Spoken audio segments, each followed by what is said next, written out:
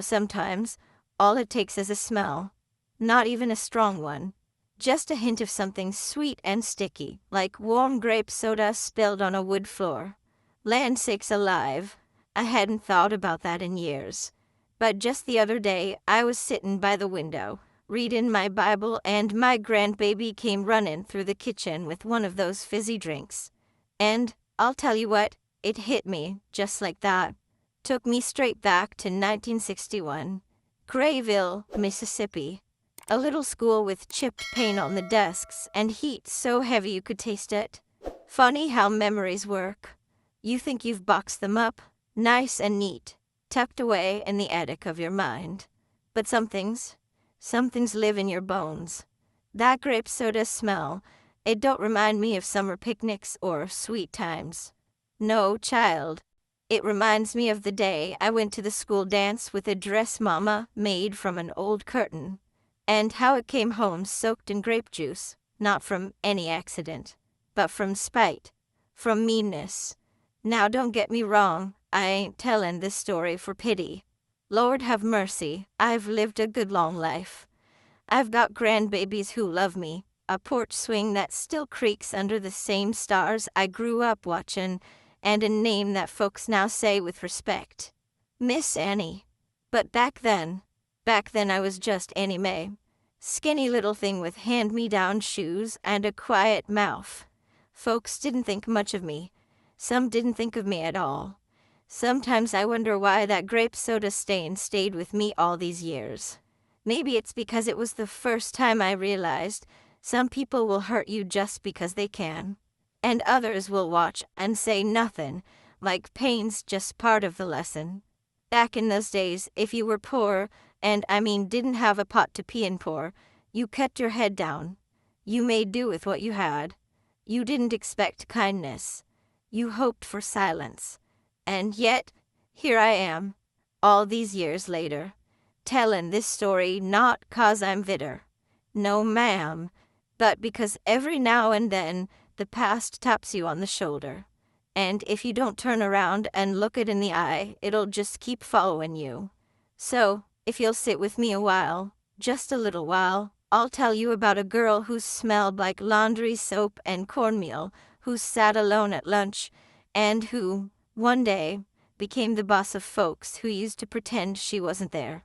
This story, it's not about revenge. It's about memory and mercy and the quiet power of walkin' proud, even when your dress is stained and your heart is sore. You young folks might not understand why I've held on to this so long, but maybe by the time I finish you will. Now let me ask you something. What moment from your childhood still visits you when you least expect it? And if it walked through your door today, would you welcome it in or hide behind the curtains? Well now, let me take you back. Grayville, Mississippi, Lord, it was hardly more than a smudge on the map back then. One dusty road ran through the middle of town like a vein, and everything we needed was no more than a few blocks in any direction. The grocery was run by Mr. Hubbard. He always smelled like pickles and tobacco, and the church bell rang every Sunday whether you showed up or not. We had one gas station, 2 barbers, and a whole lot of folks who believed things ought to stay just the way they were. That's just how it was in those days. I was just a slip of a girl back then, Annie Mae, born in a creaky little house right near the cotton fields. No air conditioning, no hot water unless you boiled it yourself, and the kind of floors that creaked even when no one was walking. Mama did other folks' laundry, white families mostly, and she'd come home with red hands from all the scrubbing, but still kiss me on the forehead like I was made of something precious. I never knew my daddy. Folks didn't talk about him much. He was here, and now he ain't, Mama would say, and that was the end of it. Most days started with the rooster and ended with the crickets. I'd walk 2 miles to school with my books hugged tight to my chest, hoping the boys wouldn't notice my shoes were too small and the soles patched with cardboard. We didn't have much, but Mama always kept me clean. My dresses were stitched from whatever fabric she could find. Old curtains, bed sheets, once even a feed sack that she embroidered with tiny flowers just to make it feel like something special. Lord have mercy, she had magic in her fingers. Back then, I believed the world was mostly good. I really did. I thought if you were kind, folks would be kind back. I thought if you smiled at someone, they'd smile too. And I believed, I mean truly believed, that one day I'd become a teacher. That was my big dream. I used to line up sticks and rocks in the backyard like students and pretend to teach math and reading, just like Miss Davenport did on the chalkboard. Oh, I thought Miss Davenport walked on air. She wore pearls even on Mondays, and her lipstick never smudged. I wanted to be just like her. I didn't see myself the way others did. I didn't see poor. I didn't see different. I just saw a girl trying her best. But the world, well, the world has a way of showing you who it thinks you are. Kids can be cruel without even understanding the weight of their words. And adults, well, sometimes they just look the other way. That was the year I learned silence could be just as loud as a slap. But in the quiet corners of my world, there was peace. I had my mama's songs hummed over the laundry line, the warm smell of cornbread on Sundays, and my granny's old handkerchief with those tiny stitched words, "You walk proud, Annie Mae." I didn't always know what that meant. Not back then. But I held on to it like a lifeline, folded it up and tucked it in the pocket of my soul. I wasn't anybody's special. Just a little brown girl in a borrowed dress with calloused feet and a head full of dreams. But oh, I had dreams. Big ones. And I believed, even when the world made me doubt, that somehow, someday, I'd get out of that town, out from under all the whispering and the pitying and the looking down, and find a place where I could stand tall. I didn't know the path yet, but I could feel it like a hum beneath the dust. And Lord, if I'd only known what that road would cost. I might have turned back right then, but I didn't. I walked it. And child, that's where the Rayall story begins. I remember it like it was yesterday. It was the first week of 7th grade, hot as the devil's skillet, and the air so thick with dust you could chew it. The school bell rang sharp, like it was scolding us for dragging our feet, and I was sitting on the back steps with my cornmeal sandwich, wrapped up in brown paper and a prayer that nobody'd notice me. I always tried to eat away from the rest, not 'cause I wanted to, but 'cause after enough whispers and sideways glances, you just learn where it hurts less to sit. That's when he showed up. His name was Ellis Ray. New boy in town.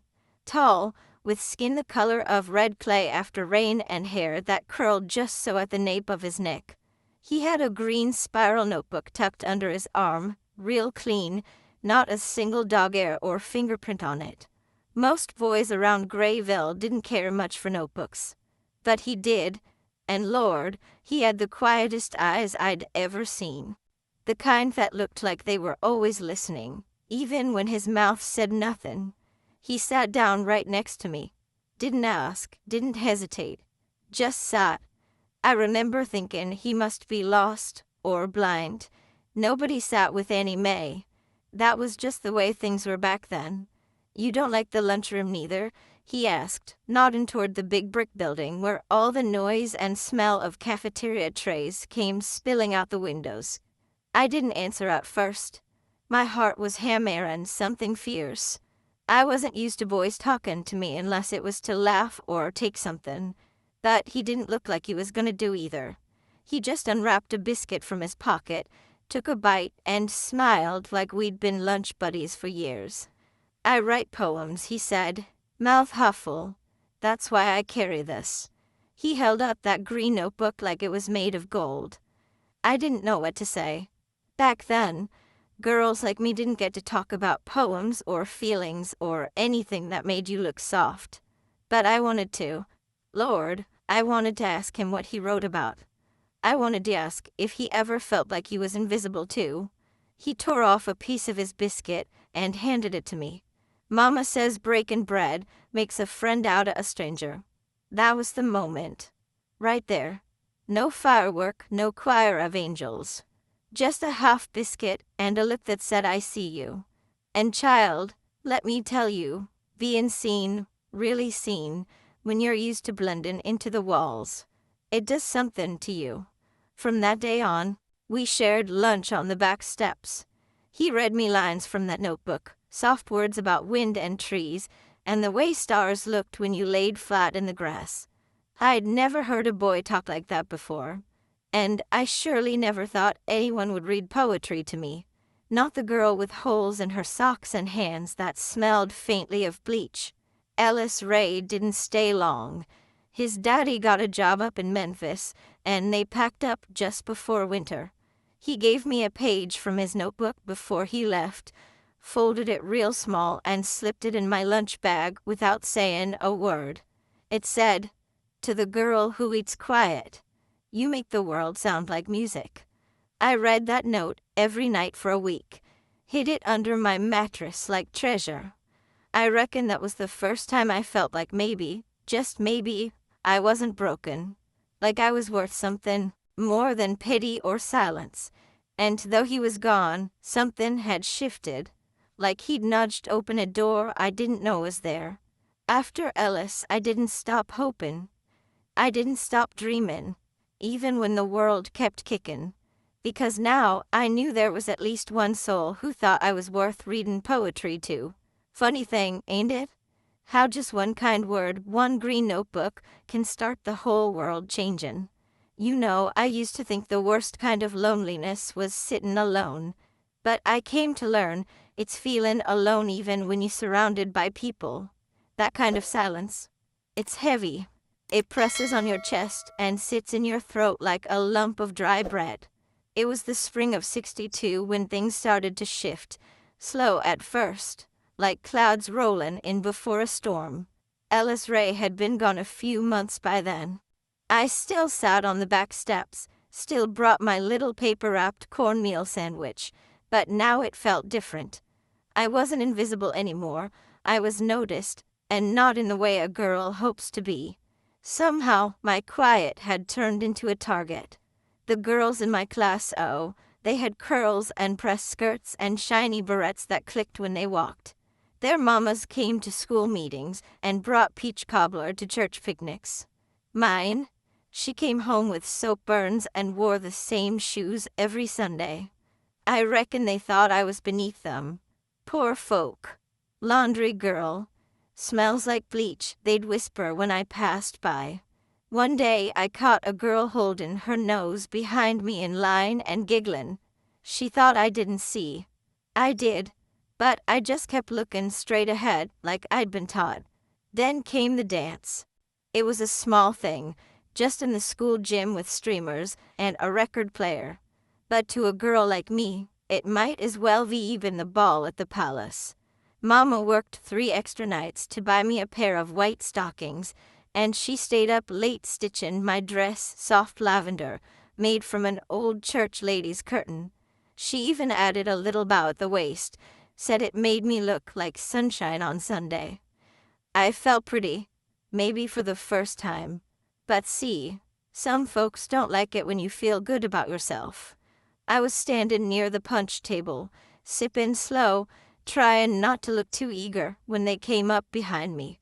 3 of 'em. Pretty as picture books. They smiled that kind of smile that don't reach the eyes. "You sure do like purple, Annie Mae," one of them said. Next thing I knew, cold splash, the whole cup of grape soda, right down the front of my dress. Sticky, sweet, and purple as bruises. I froze. Didn't say a word. Couldn't. My breath caught in my chest like it didn't want to come out. They laughed. Not loud. Not wild. Just soft and mean, the kind that tells you they ain't worried 'bout no one stopping them. And, truth be told, no one did. The teachers turned away. The boys snickered behind their hands. And I walked home. In silence. With grape soda dripping down my legs and shame burning up my throat. Mama asked what happened when she saw me.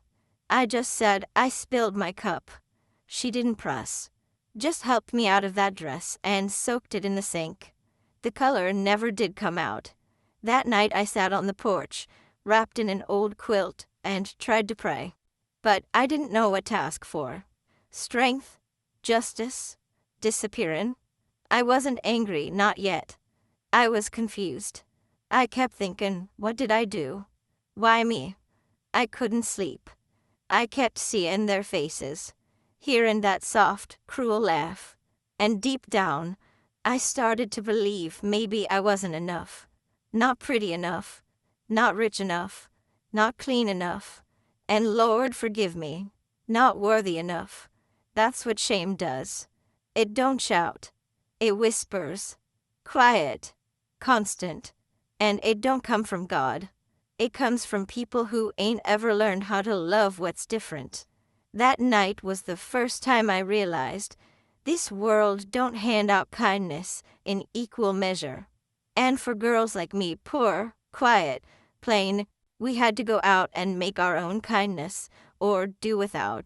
And child, let me tell you, the worst part wasn't the grape soda. It wasn't even the Logan. It was that not one single person came after me. Not one. I remember the sound of the rain. It wasn't a storm, just that soft kind of tapping against the windows, like God was trying to be gentle with me. It was the night before the end-of-year awards at school. I was 14, and despite everything, the teasing, the pushing, the whispers, I had the highest grades in class. I'd studied late into the night with a flashlight under the covers, sounding out words from tattered textbooks and doing math on the back of paper sacks. Miss Davenport, bless her, she'd once said, "Annie Mae, if brains were gold, you'd be richer than the whole county." And for the first time in a long while, I believed maybe I could be something. The award was a big deal. A certificate, sure, but also a little pin, gold-colored, shaped like a torch. I'd never won anything before, not even a church raffle. Mama pressed my cleanest dress that night, the one without patches, and even tied my hair back with a blue ribbon she'd saved from a gift basket someone once gave her at Christmas. "You walk proud, baby," she said, kissing my forehead. "No matter what happens, you walk proud." But what happened? Lord, I wasn't ready. I walked into that school auditorium with my heart sitting up in my throat. The room smelled like floor polish and old wood, same as always, but that night it felt heavier, like the air itself was waiting to see what I'd do. I saw them, the girls, the ones who'd poured soda on me, sitting up front with their perfect hair and shiny shoes. They didn't look at me, just whispered to each other, lips curved like knives. When the time came, Principal Bates stood at the podium, cleared his throat, and said, "And the award for academic excellence this year goes to..." He paused. "Mary Ellen Tompkins." I blinked. I must have misheard. Mary Ellen.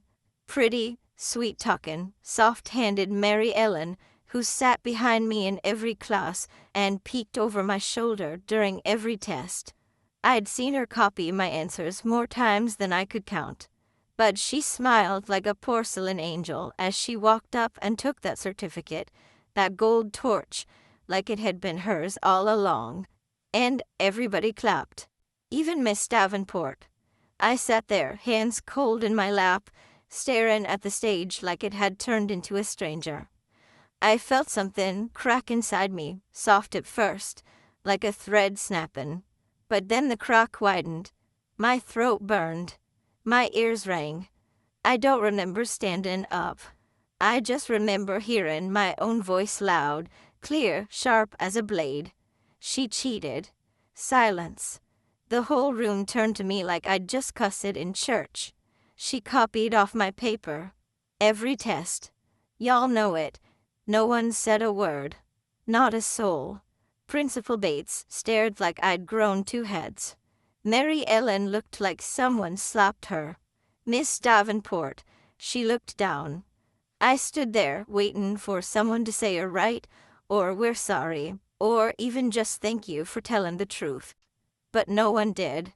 Instead, Principal Bates cleared his throat again and said, "That's enough, Annie Mae. Please sit down." That was the moment. Right there.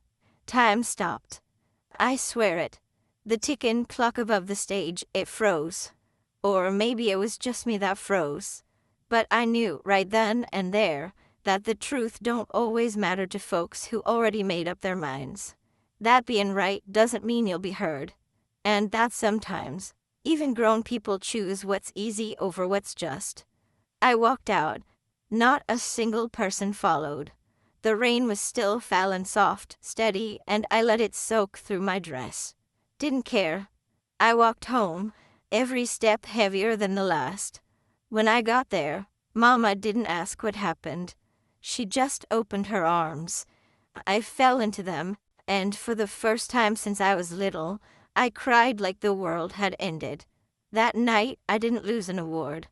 I lost my innocence. But I found something else too. A voice. A fire. A knowing that I'd never again let the world quiet me. That was the night my voice broke. And child, it never went silent again. After that night, everything got quieter.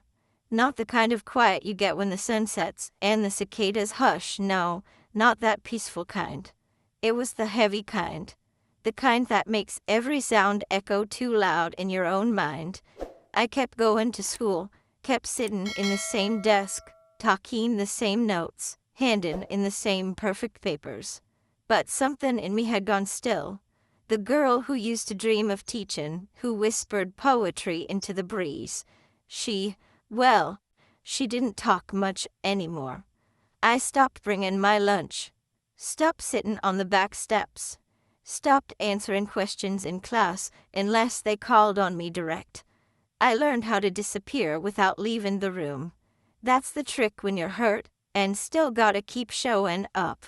You fold yourself up small, neat, quiet, like laundry put away on a high shelf. And nobody asked why. Not a teacher. Not a classmate.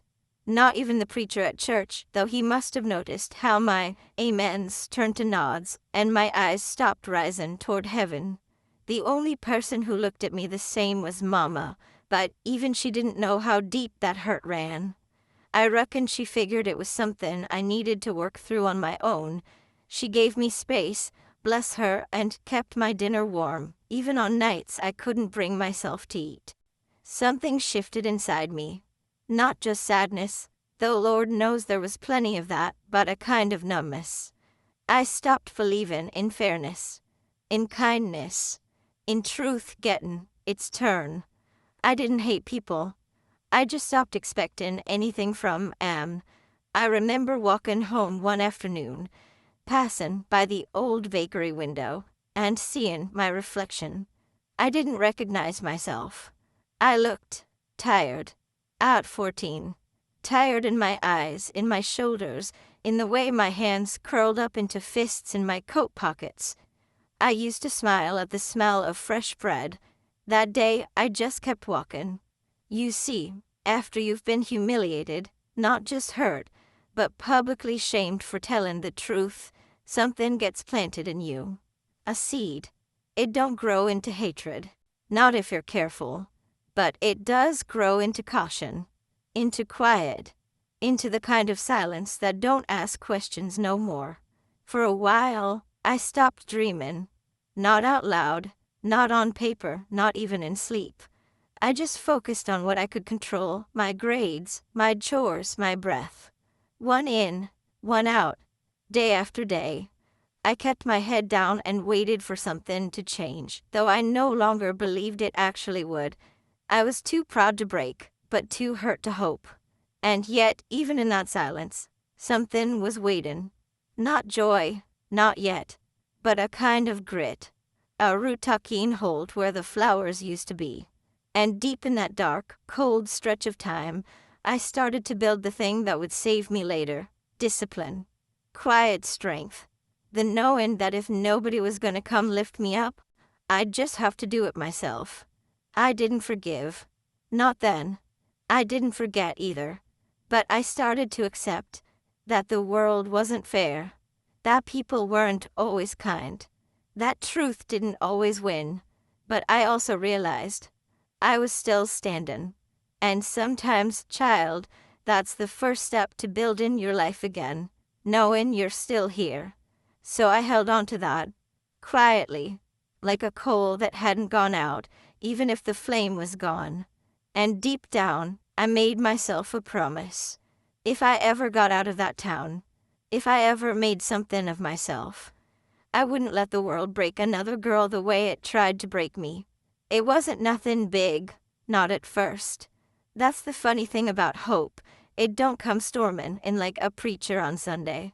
It sneaks up quiet, like sunrise. You don't notice it right away, but suddenly the shadows ain't so long. It was a Tuesday, far as I can remember.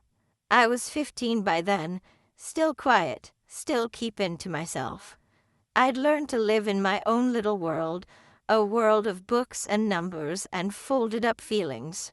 Miss Davenport had moved away, and the new teacher, Miss Hill, didn't pay me no mind. But that was fine. I didn't want no attention. I just wanted to get through each day without crying in the girls' bathroom. That day I was leaving the school library. I spent my lunches there sometimes, where it was quiet and smelled like old paper instead of judgment, and I saw a girl sitting on the bench outside, crying. Her name was Luella. She was younger than me by 2 years, with hair always fallen and her eyes and knees always scabbed from running. Folks called her wild, said she was headed for trouble. I didn't know her well, but I knew that look in her face, her red eyes, shaky lips, like the world had knocked her down and then stepped over her. I didn't think. I just sat beside her and handed her the little square of cornbread I tucked in my coat pocket, leftovers from breakfast. Nothing fancy. She looked at me like I was handing her diamonds. "Why are you being nice to me?" she asked through sniffles. And I heard myself say, soft but sure, "'Cause I know what it's like to sit alone." We didn't talk much after that. Just sat there, shoulder to shoulder, sharing crumbs and silence. But when I stood up to go, she whispered, "Thanks, Annie Mae." Not "thanks, girl." Not "thanks, laundry kid." She used my name. And child, I can't tell you what that did to me. It was like someone cracked open a window in a room that had been sealed shut for years. That night, I lay in bed staring at the ceiling, and something shifted. Real slow. I started thinking maybe I wasn't meant to just survive. Maybe I was meant to be there for girls like Luella. For the ones nobody saw. The quiet ones. The bruised ones. The ones still trying to believe the world might offer more than pain. I didn't know it yet, but that moment, that bench, that cornbread, that one thank you, it lit a match. And from then on, I kept looking for little ways to help. I started volunteering to read to the younger kids after school. I helped Mama with deliveries, not just to make money, but to talk to the old folks and hear their stories. I wrote poems again, not for Ellis Ray this time, but for me. For my own heart. Little by little, I found my feet again. My voice didn't come back all at once, but it came. Stronger, wiser, quieter maybe, but no longer afraid. It wasn't a miracle. It wasn't a rescue. It was a choice. To believe that even after all the hurt, there was still good left in me. Still purpose. Still light. And Lord, when I saw that light again, even just a flicker, I held on with both hands. I kept that note from Ellis Ray, the one he gave me folded neat inside my lunch sack, in a little box under my bed for years. It sat alongside other pieces of a girl I didn't much recognize anymore. The stained handkerchief my granny stitched. The pin Mama gave me for finishing top of my class senior year. And, way at the bottom, that lavender ribbon from the dress I wore to the dance, the one that never dried right. I didn't know why I held on to all that. Maybe because I thought if I ever let go, I'd be letting her go too, the girl who made it through it all. But one day I realized something. I wasn't that girl anymore. I was 32, newly moved into my very first office, not a borrowed room, not a corner desk, but a real office with a door and a plaque with my name on it, Annie M. Rowland, RN, Director. My hands trembled when I first touched that door handle. Lord, not from fear, from the weight of how far I'd come.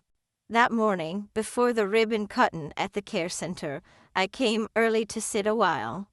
I brought that little box with me, hadn't opened it in years. I sat there in the quiet, hearing the hum of the air conditioner and the muffled footsteps of nurses on the floor below. And I opened the box. I held the note, the ribbon, the pin, one by one, like holding memories in my hands.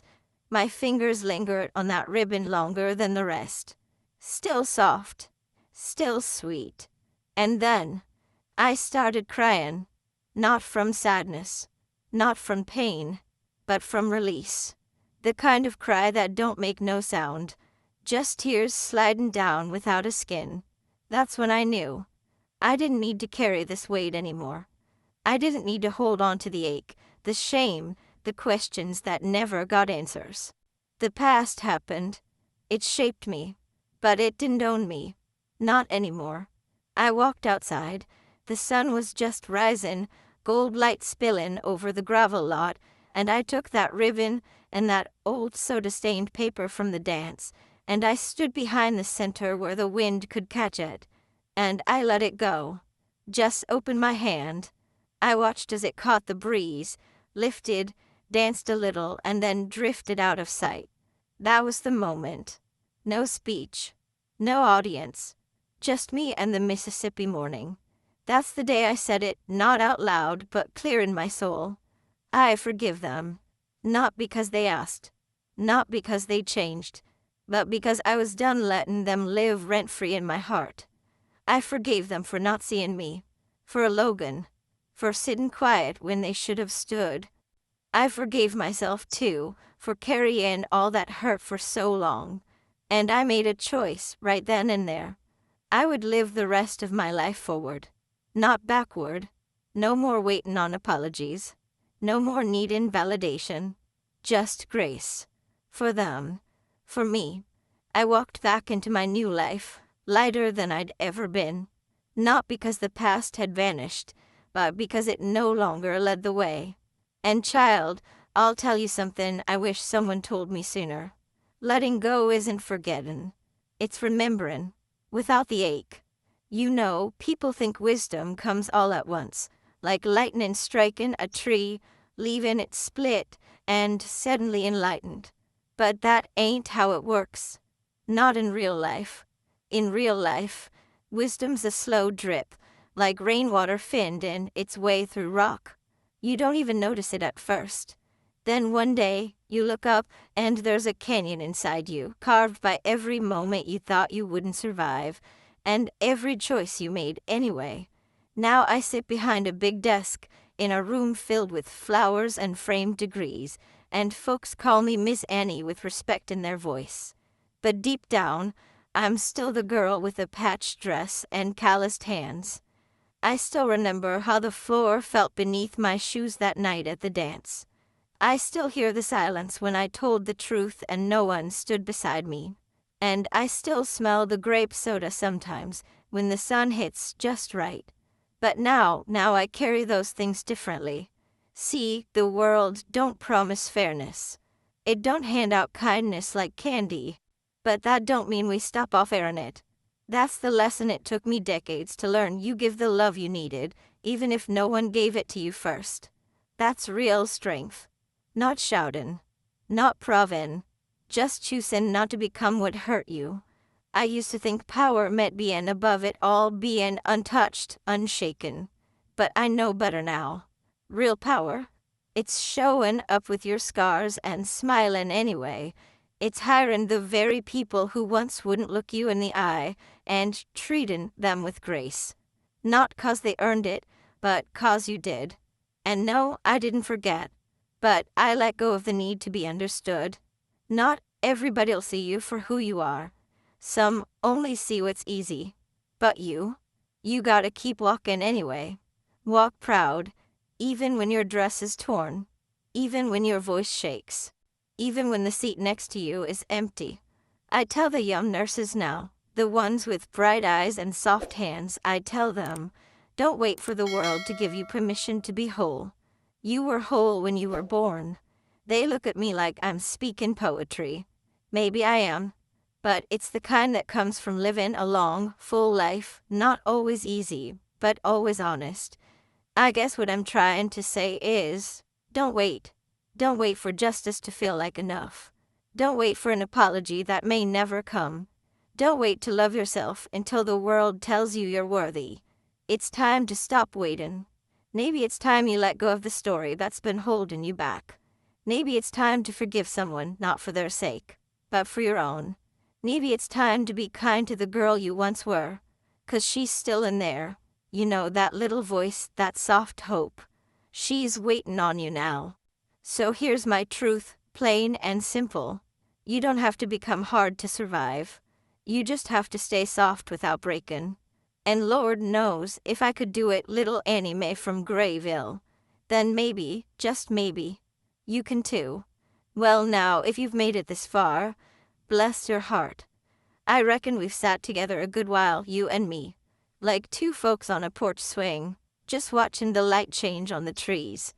I've told you more than I ever meant to, but I guess that's how it is when the past comes calling and someone finally listens. These days, I sit in my office with soft music playing, a photo of Mama on my desk, and a little glass bowl of peppermint for the nurses who need a minute to breathe. And right behind me on the shelf above my head, in a simple white frame, hangs that old handkerchief, the one Granny stitched with those 6 little words. You walk proud, Annie Mae. I used to carry it in my pocket like a shield. Now I let it hang where everyone can see. Not 'cause I'm showing off, but because I want every soul who walks through that door to know, no matter where you started, no matter who tried to shame you, no matter what your past looked like, you're allowed to become somebody new. You know, sometimes the old classmates still don't recognize me.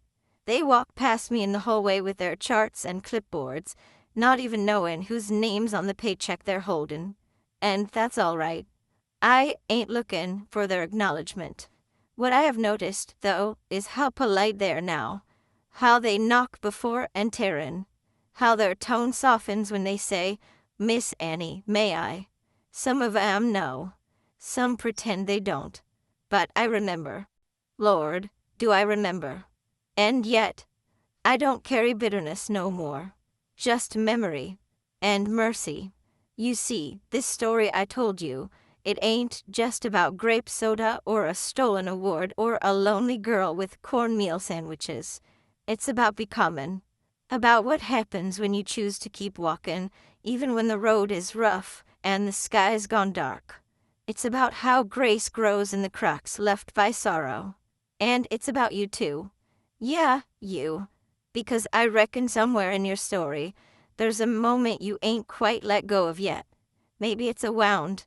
Maybe it's a word someone once said that stuck to your ribs like a burr. Maybe you've got your own handkerchief tucked away, out of sight, and you ain't ready to hang it up just yet. But let me ask you something, straight and plain. What would happen if you stopped waiting? Stopped waiting on closure, on recognition, on the perfect apology or the perfect time. Stopped waiting to be whole and just. Started living like you already are. Would you be lighter, freer, kinder? And would you finally believe, like I came to believe, that your story ain't over just 'cause one chapter broke your heart? I'll tell you a secret. Sometimes, late in the evening, I sit out back behind the care center with a cup of tea, and I look up at the stars, same ones that used to watch over me when I was just Annie Mae, barefoot and bruised and dreaming. And every so often, I wonder if Ellis Ray still writes poems somewhere, if he remembers the biscuit, if he ever wonders what happened to the girl who ate quiet. And sometimes I like to think he does. Now, you don't have to tell me your story. But maybe, just maybe, you'll tell it to someone, or write it down, or whisper it into the wind. Because the truth is, some stories were never meant to stay quiet. So go on now. What's the one thing you've been carrying that it's time to finally put down? I'll be here listening.